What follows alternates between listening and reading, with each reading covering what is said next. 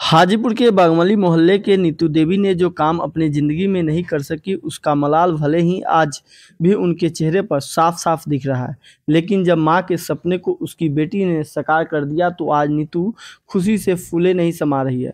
लड़कियों की सुरक्षा को लेकर चिंतित रहने वाली नीतू ने अपनी बेटी को कराटे सिखाने की ठानी और आज उनकी बेटी रूपाली न सिर्फ देश विदेश से मेडल जीत कर ला रही है, बल्कि एक के बाद एक सफलता हासिल कर जिले का भी मान बढ़ा दिया। और अब अपनी मां की तरह रूपाली भी सरकार से लड़कियों की सुरक्षा को लेकर सरकारी स्कूल में छात्राओं को मार्शल आर्ट का प्रशिक्षण देने की वकालत कर रही है। रूपाली ने जिला स्तर से लेकर प्रदेश और फिर देश स्तर से लेकर अंतर्राष्ट्रीय स्तर तक अपनी प्रतिभा का लोहा मनवा चुकी है और कई मेडल अपने नाम कर बिहार का नाम रोशन कर रही है।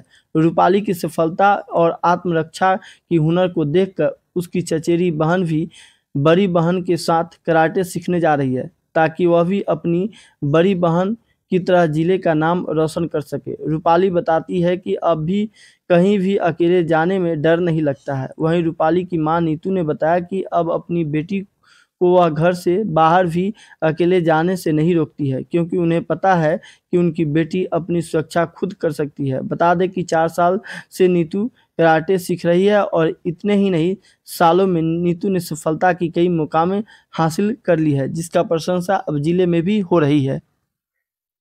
दिल्ली में चल रहे अंतर्राष्ट्रीय कराटे चैंपियनशिप में कांस्य पदक जीतने के बाद रूपाली के घर वाले काफ़ी खुश नजर आए और घर जब रूपाली पहुंची तो उनको मिठाई खिलाकर काफ़ी खुशी जाहिर की। वहीं रूपाली भी काफ़ी खुश नजर आ रही है कराटे में कांस्य पदक जीतकर। कराटे का प्रशिक्षण करती हूँ डेली और अभी तक मैंने बहुत सारे खेले, जैसे कि डिस्ट्रिक्ट लेवल पर खेला, स्टेट लेवल खेला, नेशनल्स खेला और हाल फिलहाल में इंटरनेशनल गेम खेला है, जो कि तालकटोरा इंडोर स्टेडियम में हुआ था 11 से 13 अगस्त को। ये वही खेल का सर्टिफिकेट है जिसमें मैंने -45 kg में ब्रोंज मेडल जीता है। इससे पहले मैंने डिस्ट्रिक्ट लेवल पे, स्टेट लेवल पे और नेशनल्स में भी गोल्ड मेडल जीता है और इस बार तो मेरा ब्रोंज मेडल था। आगे कोशिश रहेगी कि और अच्छे से तैयारी करूं और गोल्ड के लिए मेहनत करूं। क्या कुछ अभी तक मतलब ये सीखने का जुनून कहाँ से है? ये सीखना तो स्कूल में ही शुरू किया था। स्कूल में ही कराटे का प्रशिक्षण थोड़ा बहुत दिया जाता था, तो वहाँ से ही पता चला कराटे के बारे में। तो उस समय एज अ सेल्फ डिफेंस ही बस पता था कि कराटे सिर्फ गर्ल्स के सेल्फ डिफेंस के लिए इम्पॉर्टेंट है। बट जब धीरे धीरे और कराटे सीखते रहे और तो फिर पता चला कि कराटे में करियर भी है, इसमें बहुत सारे गेम्स हैं जो हम खेल सकते हैं और जिससे आगे हमारा फ्यूचर भी बन सकता है। तो फिर धीरे धीरे स्कूल के बाद स्कूल तक तो कराटे छूट ही गया था 10th-12th के बाद, बट फिर धीरे जब स्कूल से बाहर निकले तो फिर कोशिश किया कि नहीं, अब कराटे सीखना चाहिए। शुरुआत में घर में भी सपोर्ट नहीं था। फैमिली में सब बोलते थे कि लड़की है, कराटे सीख करके क्या करेगी। बट जैसे जैसे मेडल आते गया तो सबको खुशी हुई। जैसे न्यूज़पेपर में विज्ञापन छपा तो सबको लगा कि नहीं, कराटे से फ्यूचर है, तो सबने सपोर्ट करना शुरू किया। मेरी मम्मी हमेशा मुझे इनकरेज करते रही। वो नहीं चाहती थी कि मैं सिर्फ पढ़ाई लिखाई में ही आगे जाऊँ।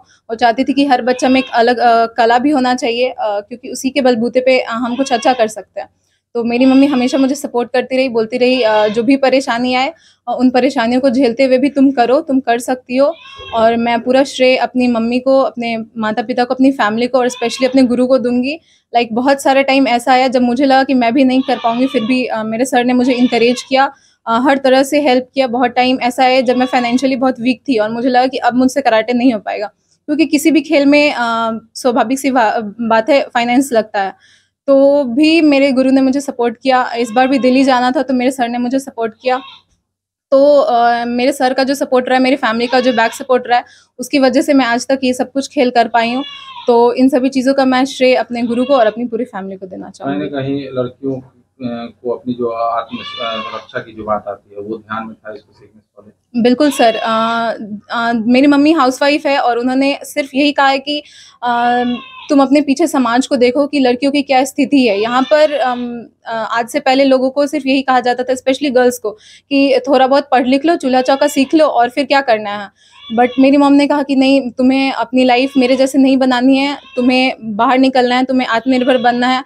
और अगर किसी लड़की को और पढ़ना है, बाहर जाना है, किसी कला को सीखना है, तो उसे सबसे पहले सेल्फ डिफेंस आना चाहिए, क्योंकि वो कहीं पे भी हर बार अपने भाई बहन माता पिता को लेकर जा नहीं सकती है।